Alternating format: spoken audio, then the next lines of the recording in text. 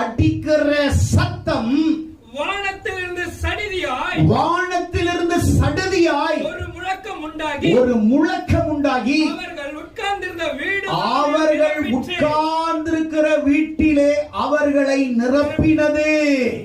120 பேர் ஒரு வீட்டு இடத்துல உட்கார்ந்து ஜெபிக்கிறாங்க.